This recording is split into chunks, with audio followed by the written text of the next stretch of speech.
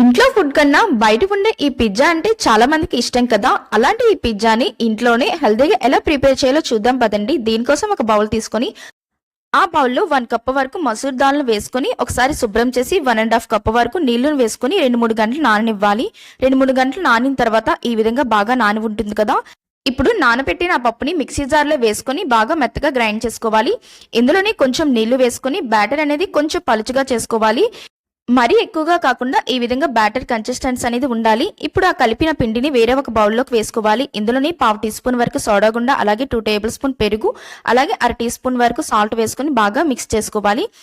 Pizza base కోసం stove పై pan పెట్టి oil light గా స్ప్రెడ్ చేసి, అలాగే మనకి ఏ సైజ్ కావాలంటే ఆ సైజ్ ఈ విధంగా గరిటెతో వేసుకోవాలి. మరీ మందంగా కాదు, మరీ పలుచగా కాదు.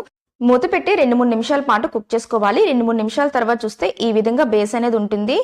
అస్సలు ఓవర్గా కుక్ చేయకూడదు. ఇప్పుడు బేస్ పైన ఇంట్లో తయారు చేసిన పిజ్జా సాస్ను వేసుకొని ఆ తర్వాత ఈ విధంగా చీజ్, ఆ తర్వాత పైన వెజిటేబుల్స్ కూడా మన ఇంట్లో ఏవి అవైలబుల్గా ఉంటే వేసుకోవచ్చు.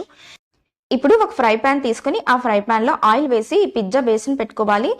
మూత పెట్టి మంటను లో ఫ్లేమ్లో పెట్టుకుని కనీసం 15 మినిట్స్ పాటు కుక్ చేసుకోవాలి. 15 మినిట్స్ తర్వాత చూస్తే పిజ్జా అయితే రెడీ అయిపోయింది. ఇందేనండి, చాలా సింపుల్గా హెల్దీ పిజ్జాని ఇంట్లోనే ప్రిపేర్ చేసుకోవచ్చు. వేడివేడిగా తింటే ఈ పిజ్జా చాలా బాగుంటుంది. పిల్లలు అయితే చాలా ఇష్టంగా తింటారు.